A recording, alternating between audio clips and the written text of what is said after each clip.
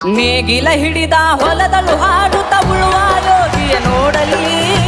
2.5 ಎಕರೆ ತೋಟ ಸರ್. ಈಗ ಇದರಲ್ಲಿ 1200 ಗುಡಿ ಮೆಣಸು ಕುಲ್ತಿದೆ. ಒಂದು ಗುಣಿಲಿ 5 kg ಮೆಣಸು ಹಿಡೀರಿ, 6000 kg ಮೆಣಸು. ಇವತ್ತು 700 ರೂಪಾಯಿ ರೇಟ್ ಇದೆ.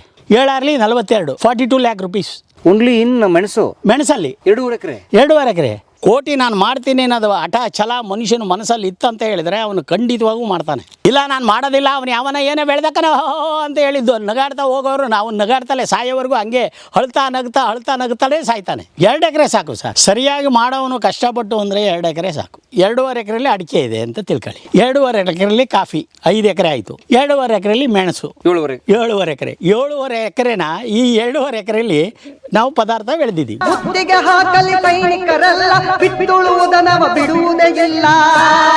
ಸ್ನೇಹಿತರೆ ಎಲ್ರಿಗೂ ಸ್ವಾಗತ ಕಲಾ ಮಾಧ್ಯಮಕ್ಕೆ. ಈಗ ನಾನು ಇರುವಂಥದ್ದು ಸ್ನೇಹಿತರೆ ಬೆಂಗಳೂರು ಮಂಗಳೂರು ಹೆದ್ದಾರಿಯಲ್ಲಿ ಅರಸೀಕೆರೆ ಚನ್ನರಾಯಪಟ್ಟಣ ಹಾಸನಕ್ಕೆಲ್ಲ ಹೋಗುವಂಥ ರಸ್ತೆ ಇದು. ಹಾಸನ ಜಿಲ್ಲೆ ಅರಸೀಕೆರೆ ತಾಲೂಕಿನ ಗಂಡಸಿ ಹತ್ರ ಹೋಗ್ತಾ ಇದೆ ಸ್ನೇಹಿತರೆ. ಗಂಡಸಿ ನಿಮಗೆಲ್ಲ ಗೊತ್ತಿರ್ಬೋದು, ಗಂಡಸಿ ಭಾಳ ಪ್ರಸಿದ್ಧವಾದಂಥ ಊರು. ನಮ್ಮ ಸಿನಿಮಾದ ಒಬ್ಬರು ಕಾಸ್ಟ್ಯೂಮ್ ಡಿಸೈನರ್, ವಸ್ತ್ರ ವಿನ್ಯಾಸಕಾರ ಗಂಡಸಿ ನಾಗರಾಜ್, ಅದೇ ಊರಿನವರು, ಸಿನಿಮಾದವರು. ಜಗ್ಗೇಶ್ ಜೊತೆಗೆ ತುಂಬ ಸಿನಿಮಾಗಳಲ್ಲಿ ಆ್ಯಕ್ಟ್ ಮಾಡ್ತಿದ್ರು ಅವರು. ಇತ್ತೀಚೆಗೆ ತೀರ್ಕೊಂಡ್ರು. ಕಲಾ ಮಾಧ್ಯಮದಲ್ಲಿ ಅವ್ರ ಸಂದರ್ಶನ ಇದೆ, ದಯವಿಟ್ಟು ನೋಡಿ. ನಾನು ವಯಸ್ಸಿಗೆ ಬಂದಾಗ ನೀನು ಅದೇನು ಕಿಸಿಲ್ಲ ನೋಡ್ತೀನಿ. ವಸ್ತ್ರಾಲಂಕಾರದ ಕೆಲಸಗಾರರು, ಎಕ್ಸ್ಪರ್ಟ್ ಟೆಕ್ನಿಷಿಯನ್ ನಮ್ಮ ಗಂಡಸಿ ನಾಗರಾಜ್ ಅವರು. ಗಂಡಸಿಯಲ್ಲಿ ಗಂಗಣ್ಣ ಗೌಡ್ರು ಅಂತ ಹೇಳಿ, ಗಂಗಣ್ಣ ಗೌಡ್ರು ತುಂಬ ಸುಂದರವಾದ ಒಂದು ತೋಟ ಮಾಡಿದ್ದಾರೆ. ಹೇಗಿದೆ ಆ ತೋಟ ಮತ್ತು ಆ ತೋಟದ ಹಿಂದಿನ ಕಥೆ ಏನು ಎಲ್ಲ ಕೇಳೋಣ, ಬನ್ನಿ ಹೋಗೋಣ. ಎಲ್ರಿಗೂ ಸ್ವಾಗತ ಹಾಸನ ಜಿಲ್ಲೆಗೆ ಕಲಾ ಮಾಧ್ಯಮಕ್ಕೆ, ಬನ್ನಿ. ನೋಡಿ ಸ್ನೇಹಿತರೆ, ಈ ಕಡೆಗೆ ಹಾಸನ ಅಂದರೆ ಈ ಕಡೆಗೆ ಹಳೆ ಮೈಸೂರು ಭಾಗ. ಇದು ತೆಂಗಿನ ಸೀಮೆ ಸ್ನೇಹಿತರೆ, ತೆಂಗು ಜಾಸ್ತಿ. ನೋಡಿ ಎಂಥ ಸಮೃದ್ಧವಾದ ತೆಂಗಿನ ತೋಟಗಳೆಲ್ಲ ಇದಾವೆ ಇಲ್ಲಿ. ಒಳ್ಳೆ ಕೋಕೋನಟ್ ಫಾರ್ಮ್ಸ್ ಮತ್ತು ಕೊಬ್ಬರಿ ಸೀಮೆ ಕೂಡ. ಕೊಬ್ಬರಿ ತುಂಬ ಚೆನ್ನಾಗಿ ಬೆಳೀತಾ ಇರಲಿಲ್ಲ ಕೊಬ್ಬರಿ. ತಿಪ್ಟೂರಿನ ಮತ್ತು ಅರಸೀಕೆರೆಯ ಕೊಬ್ಬರಿ ಮಾರ್ಕೆಟ್ ಕೂಡ ವಿಶ್ವ ಪ್ರಸಿದ್ಧ, ನಿಮ್ಗೆ ಗೊತ್ತಿದೆ. ನಾವು ತಿಪ್ಟೂರು ಕೊಬ್ಬರಿ ಮಾರ್ಕೆಟ್ ಟೂರ್ ಕೂಡ ಮಾಡಿದ್ದೇವೆ, ನೀವು ಗಮನಿಸಬಹುದು ಸ್ನೇಹಿತರೆ. ಇದು ಬರಗೂರು ಹ್ಯಾಂಡ್ ಪೋಸ್ಟ್. ಇದು ಬರಗೂರು ಹ್ಯಾಂಡ್ ಪೋಸ್ಟು, ಚನ್ನರಾಯಪಟ್ಟಣ. ನಾವು ಬಲಕ್ಕೆ ತಗೋತಾ ಇದೀವಿ, ಇಲ್ಲಿ ಬಲಗಡೆ ತಗೋಬೇಕು. ಮುಂದೆ ಹೋಗೋಣ. ಗಂಡಸಿ ಅಂದ್ರೆ ಸ್ನೇಹಿತರೆ, ಗಂಡಸಿ ಸಂತೆ, ದನಗಳ ಸಂತೆ ಕೂಡ ತುಂಬಾ ಫೇಮಸ್ಸು.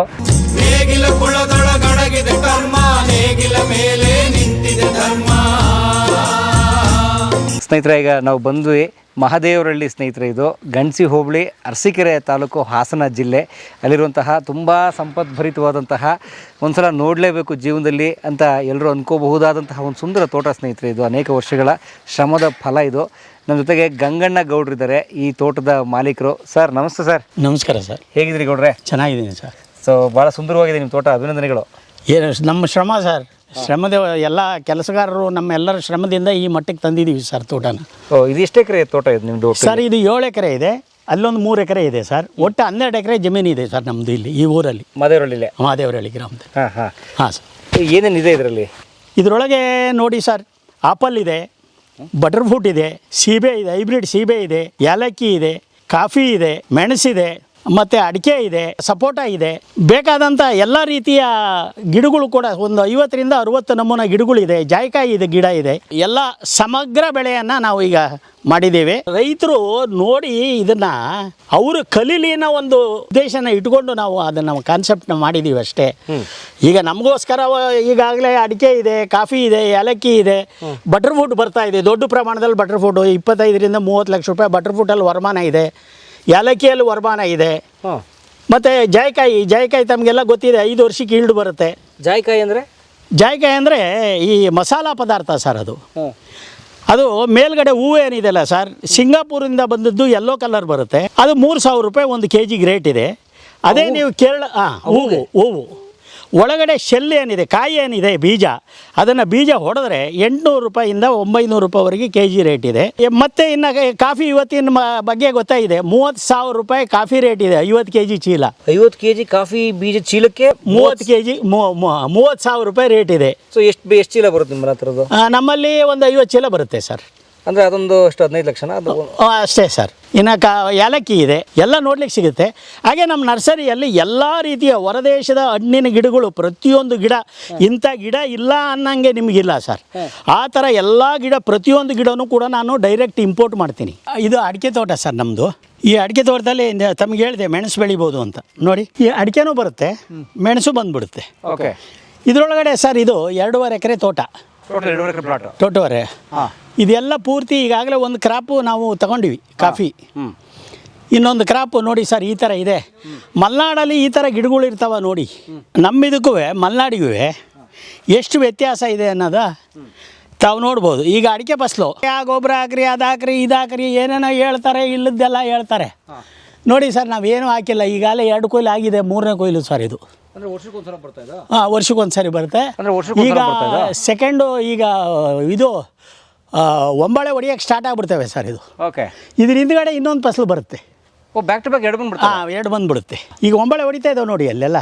ಅಂದ್ರೆ ಒಂದ್ಸಲ ಕುಯ್ಕೊಂಡು ಇನ್ನೊಂದ್ಸಲ ಬಂದ್ಬಿಡುತ್ತೆ. ಇನ್ನೊಂದು ಸರಿ ಬರುತ್ತೆ ತಕ್ಷಣ. ಇದೀಗ 8 ಲಕ್ಷ ಕೊಟ್ಟಿದ್ದೀವಿ ಇಡೀ ತೋಟ. ಈ ತೋಟ 2.5 ಎಕರೆ. 2.5 ಎಕರೆ 8 ಲಕ್ಷ ಹೋಲ್ಸೇಲು. ಹೋಲ್ಸೇಲ್ ಸರ್, ಹಂಗೆ ಉಂಡಿ ಅವರೇ ಕುಯ್ಕೊಂಡು ಹೋಗೋದು. ಸೊ ನೀವು ಬೆಳೆಸೋದಷ್ಟೇ, ನಾವು ಬರೀ ಬೆಳೆಸೋದು. ಅವ್ನು ಕುಯ್ಬೇಕಾದ್ರೆ 8 ಲಕ್ಷ ಕೊಟ್ಟು ತೊಗೊಂಡೋಗ್ಬಿಡ್ತಾನೆ ಅಷ್ಟೇ. ಹಾಂ, ಕುಯ್ಯೋದಿಲ್ಲ, ಏನು ಚಿಂತಿಲ್ಲ, ಏನಿಲ್ಲ ಸರ್. ನಮ್ದು ಏನು ಕೆಲಸ ಇರೋದಿಲ್ಲ. ಆಮೇಲೆ ಈ ಭೂಮಿನ ಈ ಥರ ಫಲವತ್ತತೆ ಇಡಬೇಕು ಸರ್. ಗೊಬ್ಬರ ಹಿಂಗೆ ಹಾಕಬೇಕು, ಈ ಥರ ಮಣ್ಣು ಏರಿಸ್ಬೇಕು. ಆವಾಗ ಏನಾಗುತ್ತೆ, ಭೂಮಿ ಭಾಳ ಸಮೃದ್ಧಿಯಾಗಿರುತ್ತೆ.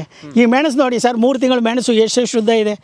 ಯಾರು ನಮ್ಮ ಥರ 3 ತಿಂಗಳ ಮೆಣಸು ಅಷ್ಟು ಶುದ್ಧ ಇದೆ ಅಂತ ಹೇಳಿದರೆ ಅಂದರೆ 1 ವರ್ಷಕ್ಕೆ ಬಂದ್ಬಿಡ್ತದೋ ಸರ್. 2ನೇ ವರ್ಷಕ್ಕೆ ಕ್ರಾಪ್ ಕುಯ್ಬೋದು ನಾವು. ಮೆಣಸು ಬಂದ್ಬಿಡ್ತವೆ. ಮೆಣಸು ಬಂದ್ಬಿಡುತ್ತೆ. ಸೊ 2.5 ಎಕರೆ ಮೆಣಸು ಹಾಕಿದ್ರೆ ಎಷ್ಟು ಬರುತ್ತೆ ಅದರಲ್ಲಿ ಸರ್? ಈಗ ಇದರಲ್ಲಿ 1200 ಗುಣಿ ಮೆಣಸು ಕುಲ್ತಿದೆ. 1200 ಗುಣಿ. 1200 ಗುಣಿ. ಒಂದು ಗುಣಿಲಿ 5 kg ಮೆಣಸು ಇಡೀರಿ. ಅಲ್ಲಿಗೆ 5000 kg. ಒಂದು 6000 kg. 6000 kg ಮೆಣಸು ಇವತ್ತು 700 ರೂಪಾಯಿ ರೇಟ್ ಇದೆ. 6 7 42 42 ಲ್ಯಾಕ್ ರುಪೀಸ್ ಓನ್ಲಿ ಇನ್ ಮೆಣಸು. ಮೆಣಸಲ್ಲಿ 2.5 ಎಕರೆ. 2.5 ಎಕರೆ. ಇದು ರೈತರಿಗೆ ಗೊತ್ತಿದೆ, ಮಾಡಲ್ಲ. ಜೊತೆ ಕಾಫಿ ನೋಡಿ, ಕಾಫಿ ಎಷ್ಟು ಕ್ಲೀನಾಗಿದೆ ಸರ್ ಕಾಫಿ ಎಲ್ಲ. ನೀವು ಇಲ್ಲಿಂದ ಆಚೆವರೆಗೂ ಹೋದ್ರೂ ಒಂದೇ ಥರ ಕಾಫಿ, ಒಂದೇ ಟೈಪು. ಅದರೊಳಗಡೆ ಜಾಯಿಪತ್ರನೂ ಇದೆ. ತೋಟದೊಳಗಡೆ ಜಾಯಿಕಾಯಿ ಗಿಡಗಳು ಬೆಳೆದಿದ್ದೀವಿ. ಕಾಫಿ ಇದೆ, ಅಡಿಕೆ ಇದೆ, ಅದ್ರ ಜೊತೆ ಮೆಣಸಿದೆ, ಕಾಳು ಮೆಣಸು. ಇನ್ನೇನು ಬೇಕು ಸರ್? ಅಂದ್ರೆ ನೋಡಿ, ಕಾಫಿಗೆ ಬೇಕಾಗಿರೋದು ನೆರಳು. ಸೊ ನೀವು ಯಾವುದೇದೋ ಈ ಸಿಲ್ವರ್ ಓಕೆಲ್ಲ ಹಾಕೋ ಬದಲು ಅಡಿಕೆ ಹಾಕ್ಬಿಟ್ಟಿದ್ದೀವಿ. ಅಡಿಕೆ ಹಾಕಿದ್ದು ಬೆಸ್ಟು. ಆ ಕಡೆ ಅದು ಕಮರ್ಷಿಯಲ್, ಇದು ಕಮರ್ಷಿಯಲ್, ಎಲ್ಲ ಕಮರ್ಷಿಯಲ್. ಇನ್ನು ಬಾಳೆ ಗಿಡ ಹಾಕಿದ್ದೀವಿ ಸೈಡ್ಗೆಲ್ಲ, ಬಾರ್ಡ್ರು. ಆ ಬಾಳೆ ಗಿಡದಲ್ಲೂ ಫಸಲು, ಅದರಲ್ಲೂ ದುಡ್ಡು ಬರುತ್ತೆ. ಅಂದ್ರೆ ಒಬ್ಬ ಮನುಷ್ಯನಿಗೆ ಅಥವಾ ಒಂದು ಕುಟುಂಬಕ್ಕೆ 2.5 ಎಕರೆ ಭೂಮಿ ಇದ್ರೆ ಸಾಕು. 2 ಎಕರೆ ಸಾಕು ಸರ್. ಸರಿಯಾಗಿ ಮಾಡೋವನು ಕಷ್ಟಪಟ್ಟು ಅಂದರೆ 2 ಎಕರೆ ಸಾಕು. ಆರಾಮಾಗಿ ಸರ್, ಉಂಡು ತಿಂದು ಆರಾಮಾಗಿರ್ಬೋದು ಸರ್. ಅವನು ಮಕ್ಕಳ ಫೀಸ್ ಏನೂ ತೊಂದರೆ ಇಲ್ಲ. ಮಕ್ಕಳ ಫೀಸ್ ಕಟ್ಬೋದು. ಪ್ರತಿಯೊಂದು ಕೆಲಸ ಕಾರ್ಯ ಯಾವನ ಹತ್ರನೂ ಸಾಲಗಾರನಾಗ್ದಂಗೆ ಕೆಲಸ ಮಾಡ್ಬೋದು. ದುಶ್ಚಟಗಳು ಇರಬಾರ್ದು ಅವನಿಗೆ, ಒಳ್ಳೆ ಚಟ ಇರಬೇಕು. ಈ ನೋಡಿದ್ರಲ್ಲ ಸರ್ ಕಾಫಿ ಎಲ್ಲ, ಕಾಫಿ ನೋಡಿರಿ, ಅಡಿಕೆ ನೋಡಿರಿ, ಏಲಕ್ಕಿ ನೋಡಿರಲ್ಲ. ಈ ಥರ ನಮ್ಮ ತೋಟ ಇದೆ ಸರ್. ಈ ಥರ ತೋಟ. ಈಗ ತೆಂಗು ಅಡಿಕೆ ಬರೋಕ್ಕೆ ನಿಮಗೆ 5 ವರ್ಷ ಬೇಕಲ್ವಾ? 5 ವರ್ಷ ಬೇಕು. ನಾನು 4 ವರ್ಷಕ್ಕೆ ಫಸಲು ಕೊಟ್ಟಿದ್ದೆ ಸರ್. ಸೊ 4-5 ವರ್ಷ ಕಾಯ್ಬೇಕು ಅವನು. ಕಾಯ್ಬೇಕು ಸರ್. 4-5 ವರ್ಷ ಅಂದರೆ ನೀವು ಅಡಿಕೆ ಗಿಡ ಹಾಕಿರ್ತೀರಿ, ಅದ್ರ ಕೆಳಗಡೆ ಆಲೂಗಡ್ಡೆ ಹಾಕ್ತೀರಿ, ರಾಗಿ ಹಾಕ್ತೀರಿ, ಜೋಳ ಹಾಕ್ತೀರಿ, ಶುಂಠಿ ಹಾಕ್ತೀರಿ. ಸೊ ಅದು ಐಡ್ಲಕ್ಕೆ ಬಿಡಂಗಿಲ್ಲ, ಏನಾದ್ರು ಬರ್ತಾ ಇರುತ್ತೆ. ಕ್ರಾಪ್ ಸ್ಟಾರ್ಟ್ ಇರುತ್ತೆ. ಕಾಫಿ ಹಾಕೋದು ಇದು ಬೆಳೆದ ಮೇಲೆ ಹೋದ್ಮೇಲೆ. ಈಗ ನಮ್ಮದು ಎಷ್ಟು ಸರ್? 2.5 ಎಕರೆ ಅಂದೆ ಅಲ್ವಾ? 2.5 ಎಕರೆಯಲ್ಲಿ 2.5 ಎಕರೆಯಲ್ಲಿ ಅಡಿಕೆ ಇದೆ ಅಂತ ತಿಳ್ಕೊಳ್ಳಿ. 2.5 ಎಕರೆಯಲ್ಲಿ ಕಾಫಿ 5 ಎಕರೆ ಆಯಿತು. 2.5 ಎಕರೆಯಲ್ಲಿ ಮೆಣಸು 7.5 ಎಕರೆ. 7.5 ಎಕರೆನ ಈ 2.5 ಎಕರೆಯಲ್ಲಿ ನಾವು ಪದಾರ್ಥ ಬೆಳೆದಿದ್ದೀವಿ. ಆಮೇಲೆ ಅದ್ರ ಮಧ್ಯದಲ್ಲೂ ಒಂದೊಂದು ಜಾಯಿಕಾಯಿ ಗಿಡಗಳು ಇದ್ದಾವೆ. ಬಾಳೆನೂ ಇದೆ. ಬಾಳೆ ಇದೆ. 2.5 ಎಕರೆ 10 ಎಕರೆ ಜಾಗ ಮಾಡಿದ್ದೀರಾ? ಮಾಡಿದ್ದೀವಿ. ವಾವ್, ಸೂಪರ್ ಸರ್ ನೀವು. ಇದು ರೈತ ಮಾಡಬೇಕಾಗಿರತ್ತಂತ ಕೆಲಸ ಸರ್. ಇದು ಅದ್ಭುತ ಬಿಡಿ. ಇದಕ್ಕೆ ರಾಜ್ಯ ಪ್ರಶಸ್ತಿ, ರಾಜ್ಯ ಸರ್ಕಾರಗಳಾಗಲಿ ಸಂಸ್ಥೆಗಳಾಗಲಿ ಒಬ್ಬ ಮನುಷ್ಯನ ಗುರುತಿಸಿ ಅವ್ರ ತೋಟಗಳನ್ನೆಲ್ಲ ನೋಡಿ ಕರೆಕ್ಟ್ ರೀತಿಯಲ್ಲಿ ಸರ್ವೆ ಮಾಡಿ ಇವನ್ನ ಪ್ರಾಮಾಣಿಕವಾಗಿ ಮಾಡಿದಾನೋ ಇಲ್ವೋ ಅನ್ನೋದನ್ನು ನೋಡಿ ಅವರಿಗೆ ಪ್ರಶಸ್ತಿಗಳನ್ನ ಕೊಡೋದ್ರಿಂದ ಉತ್ತೇಜನ ಜಾಸ್ತಿ ಆಗುತ್ತೆ ಸರ್. ಒಂದು ಬೆಳೆಯ ಜಾಗಕ್ಕೆ 2 ಬೆಳಿತಾನೆ. ಒಂದು ಪ್ರೋತ್ಸಾಹ ಸಿಕ್ಕಂಗಾಗುತ್ತೆ ಅವನಿಗೆ. ಒಂದು ಪ್ರೋತ್ಸಾಹ, ಹಂಗೆ ಒಂದು ಪ್ರೋತ್ಸಾಹ ಧನ.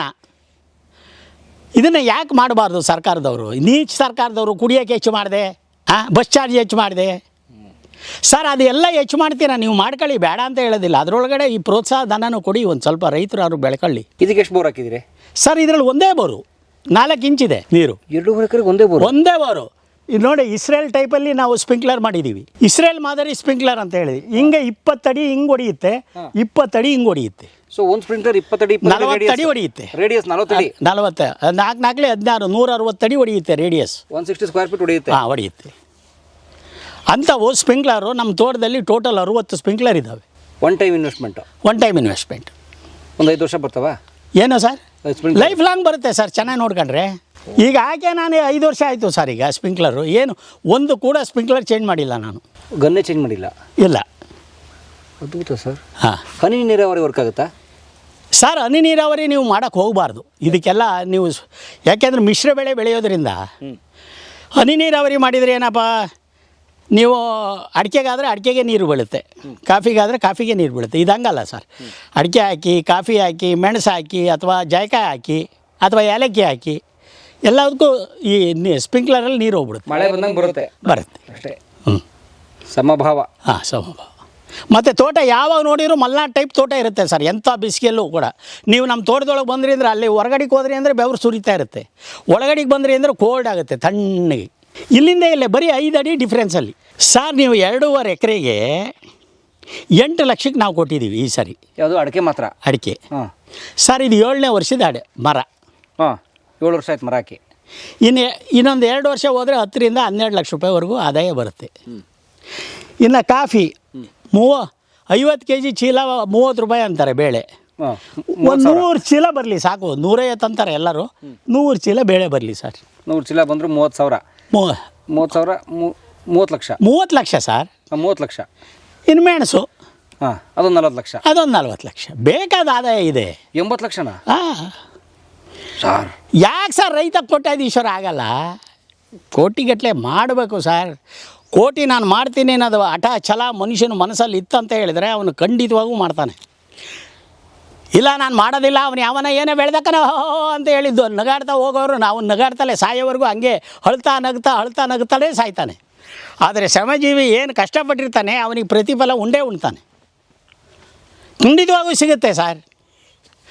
ಇದಕ್ಕೆ ಉದಾಹರಣೆ ನಾನೇ, ನೀವು ನೋಡ್ಕೊಳ್ಳಿ, ನಿಮ್ಮ ಸಮಕ್ಷಮ ಕಣ್ಣು ಎದುರುಗಡೆ ಇದೆ. ಆದರೆ ಬಯಲು ಸೀಮೆಯಲ್ಲಿ ಅಡಿಕೆ ಬರುತ್ತೆ. ನಾವು ಈಗ ನೋಡಿ ಸರ್, 40-42 ಡಿಗ್ರಿ ಈಟಿದೆ, ಬೇಸಿಗೆ ಬಂದ್ಬಿಡುತ್ತೆ. ಬೇಸಿಗೆ ಕರೆಕ್ಟಾ? ಇದನ್ನು ನಾವೇನು ಮಾಡಿದ್ದೀವಿ, ಮಲ್ನಾಡು ಟೈಪು ಕನ್ವರ್ಷನ್ ಮಾಡಿದ್ದೀವಿ. ಈ 2 ಎಕರೆನ ಸುತ್ತಲೂ ಬಾಳೆ, ಬಿಸಿಲು ಒಳಗಡೆ ಬರಬಾರ್ದು. ಅದರ ಮಧ್ಯದಲ್ಲಿ ಅಡಿಕೆ, ಕಾಫಿಗೆ ನೆರಳಾಗಬೇಕದು, ಅಥವಾ ಏಲಕ್ಕಿ ಬೆಳೆದ್ವಿ ಏಲಕ್ಕಿಗೆ ನೆರಳಾಗಬೇಕು. ಮತ್ತು ಮೆಣಸಿಗೆ ನೆರಳು ಸಿಗುತ್ತೆ. ಈ ಥರ ಕನ್ವರ್ಟ್ ಮಾಡ್ಬೇಕು ಸರ್ ಅದನ್ನು. ಸೊ ಅದನ್ನು ನಮ್ಗೆ ಹಿಂಗೆ ಹೊಂದಿಸ್ಕೋಬೇಕು. ಭೂಮಿ ಫಲವತ್ತಾಗಿದೆ. ಹಾಂ, ಕೆಮಿಕಲ್ ಬರಲ್ಲ ಒಳಗಡೆ. ಕೆಮಿಕಲ್ ಒಳಗಡೆ ಯಾಕೆ ಸರ್ ಕೆಮಿಕಲ್ ಹಾಕ್ತೀರಾ?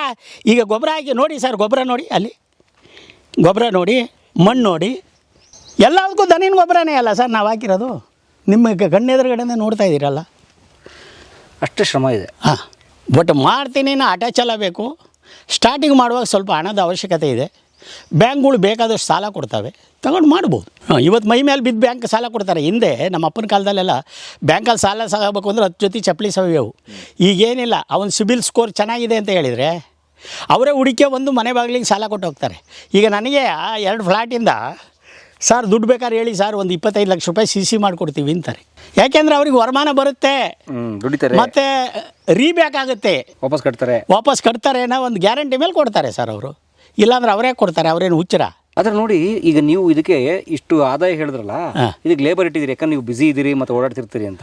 2 ಎಕರೆ 2.5 ಎಕರೆ ಮಾಡಿದ್ರೆ ಗಂಡ ಹೆಂಡತಿ ಮಕ್ಳು ಸೇರ್ಕೊಂಡೇ ಮಾಡ್ಬೋದು. ಈಗ ನೀವು ನೋಡಿದ್ರಿ ನಮ್ಮ ಲೇಬರಲ್ಲಿ 6 ಜನ ಲೇಬರು, ಇಡೀ ವರ್ಷ ಎಲ್ಲ 6 ಜನ ಲೇಬರ್ ದುಡಿತಾರೆ. ಅವ್ರಿಗೆ ಸಂಬಳ ನಾನು ಹೆಂಗೆ ಕೊಡಬೇಕು? ಆದಾಯ ಬಂದರೆ ತಾನೇ ಸಂಬಳ ಕೊಡ್ಬೋದು. ಆದಾಯ ಇಲ್ಲದೆ ಬರೀ ಕೈಯಿಂದ ಸಂಬಳ ಎಲ್ಲಿಂದ ಕೊಡಲಿ? ಅದಕ್ಕೆ ಅವ್ರ ಕೈಯಲ್ಲೇ ಆದಾಯ ಅವ್ರ ಕೈಯಲ್ಲೇ ತೆಗೆಸ್ಕೊಳ್ಳೋದು. ಅವ್ರ ದುಡಿಮೆ ಅವ್ರ ಕೈಯಲ್ಲೇ.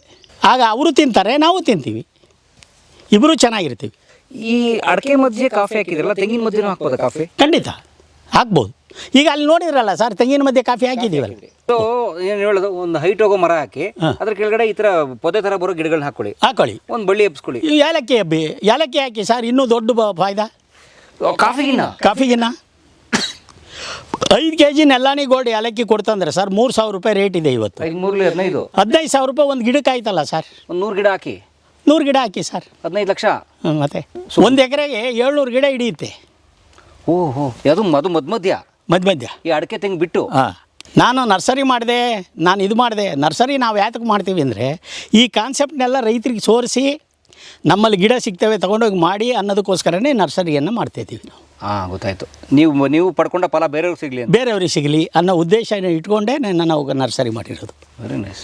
ಹಾಂ, ಇದರಲ್ಲೇನಾದ್ರು ತಪ್ಪಿದರೆ ತಾವು ದಯವಿಟ್ಟು ತಿಳಿಸ್ಕೊಡಿ. ಇದ್ರ ಬಗ್ಗೆ ನಿಮ್ಮಷ್ಟು ಹೇಳೋಷ್ಟು ಬುದ್ಧಿ ಇಲ್ಲ ನಮಗೆ. ಕಾಫಿಗೆ ಆಲ್ರೆಡಿ ಬರ್ತಾ ಇದೆ ನಿಮಗೆ. ಹಾಂ, ಕಾಫಿ ನೋಡಿ ಸರ್, ಅಲ್ಲಿ ಹೂ ಸ್ಟಾರ್ಟ್ ಆಗಿದೆ ನೋಡಿ. ಕಾಫಿ ಎರಡನೇ ಕಾಫಿ ಸರ್, ಇದು ಎರಡನೇ ಸರಿ ಕುಯ್ತಾರೆ. ಇದು 2ನೇ ವರ್ಷದ್ದು? ಹಾಂ, ಮೂರು ವರ್ಷ ಸರ್. ಈಗ ಒಂದು ವರ್ಷ ಲಾಸ್ಟ್ ಇಯರ್ ಕುಯ್ದಿದ್ದೀವಿ. ಈ ವರ್ಷದ ಹೂವು ನೋಡಿ ಸರ್, ಒಂದೊಂದು ಗೆಣ್ಣಿಗೂ ಹೂವು, ಗೆಣ್ಣಿಗೂ ಹೂವು. ಹೈಯೆಸ್ಟ್ ಬೆಳೆಯೋದು ಬ್ರಿಜಿಲ್ ಅಂತಾರೆ. ಬ್ರಿಜಿಲ್ ಅಪ್ಪನ ನಾನು ಬೆಳೆದು ತೋರಿಸ್ತೀನಿ ಸರ್. ಕಾಫಿನ ನನ್ನ ಕೈಯಲ್ಲಿ ಕೊಡಲಿ, ಯಾಕೆ ಮಾಡಲ್ಲ ನಾನು ಸರ್? ಈಗ ನಾವೆಲ್ಲ ಶೂಟಿಂಗ್ ಮಾಡಿ ಈ ಥರ ಬಿಡ್ತೀವಲ್ಲ ವಿಡಿಯೋಗಳು, ಕೆಲವೊಂದು ಜನ ಪುಕ್ಸಟ್ಟೆ ಖಾಲಿ ಕೂತಿರೋ ಜನಗಳು ಪೇಕು ಅಂತ ಬಿಡ್ತಾರೆ. ನಿಜವಾದ ಪೇಕು ಅವನು ಒಂದು ದಿವಸ ಕೂತ್ಕೊಂಡು ಯೋಚನೆ ಮಾಡಲಿ ಅವನ ಬಗ್ಗೆ. ಅವನು ಟೈಮ್ ವೇಸ್ಟ್ ಮಾಡ್ತಾನೆ. ನಾವು ಒಂದು ದಿವಸ ಕೂಡ ಟೈಮ್ ವೇಸ್ಟ್ ಮಾಡೋದಿಲ್ಲ. ಒಡ್ಡಾಡ್ಕೊಂಡು ಇವತ್ತು ಕೂಡ ಕೆಲಸ ಮಾಡ್ತೀವಿ, ನಾವು ಶ್ರಮ ಪಡ್ತೀರಿ. ನಿಜವಾದ ಪೇಕು ಅವನು. ಈಗ ಕಣ್ಣೆದುರುಗಡೆ ತೋರಿಸ್ತಾ ಇದ್ದೀವಲ್ಲ ಸರ್ ಕಾಫಿನ. ಈಗ ಅಡಿಕೆನೂ ಕಣ್ಣೆದುರುಗಡೆನೇ ನೋಡ್ತಾ ಇದ್ದೀರಾ ತಾವು. ಇಲ್ಲಿ 1 ಇಂಚ್ ಜಾಗ ಇಲ್ಲ, ಮತ್ತು 1 ಇಂಚ್ ವೇಸ್ಟ್ ಮಾಡಿಲ್ಲ ನೀವು. ವೇಸ್ಟ್ ಎಲ್ಲರೂ ವೇಸ್ಟ್ ಇದೆಯಾ ತೋರಿಸಿ ಜಾಗ. ಪ್ಲಾನ್ ಮಾಡಿ ಗಿಡ ಹಾಕ್ಬಿಟ್ಟಿದ್ದೀವಿ. ಇದು ನಿಜವಾದ ರೈತ ಮಾಡ್ತಕ್ಕಂಥ ಕೆಲಸ ಸರ್ ಇದು. ಆದರೆ ಬರೀ ಎಲ್ಲರೂ ಅಡಿಕೆ ಅಥವಾ ಕಾಫಿನೇ ಹಾಕ್ಬಿಟ್ರೆ ನೀವು ಹೇಳ್ದಂಗೆ ರಾಗಿ ಅದೂ ಬೇಕು ತಾನೆ ಸರ್? ರಾಗಿ ಮನೆಗೆ ಏನು ಬೆಳೆಯೋಕ್ಕೆ ತಿನ್ನಕ್ಕೆ ಬೇಕು. 1 ಎಕರೆ ರಾಗಿ ಹಾಕಿದ್ರೆ ಸಾಕು ಸರ್. ಅವನು ಒಂದು 5 ಚೀಲ ರಾಗಿ ಇಟ್ಕೊಂಡು ಒಂದು 20 ಚೀಲ ರಾಗಿ ಮಾರ್ಬೋದು. 20-25 ಚೀಲ. ಇನ್ನು ಬಂದಿದ್ದೆಲ್ಲ ಕಮರ್ಷಿಯಲ್ ಆಗುತ್ತಲ್ಲ ಸರ್ ದುಡ್ಡು. ನೀವು ಅದನ್ನು ಮಾಡಬೇಡಿ ಅಂತ ನಾವೇನು ಹೇಳಿಲ್ವಲ್ಲ.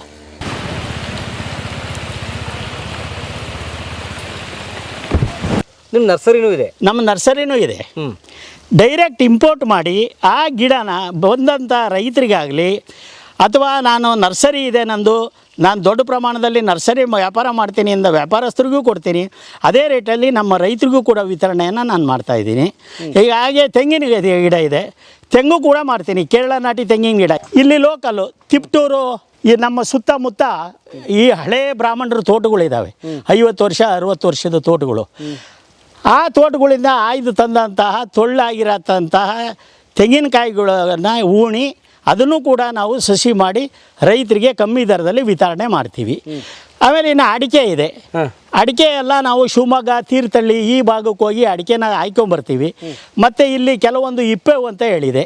ಈಗ HD ದೇವೇಗೌಡರು ಮಗ ಅವರು ರೇವಣ್ಣ ಅವರು ಇದ್ದಾರಲ್ಲ, ಅವ್ರ ತೋಟದ ಪಕ್ಕ ಸಾಕಷ್ಟು ಬ್ರಾಹ್ಮಣರ ತೋಟಗಳಿದ್ದಾವೆ.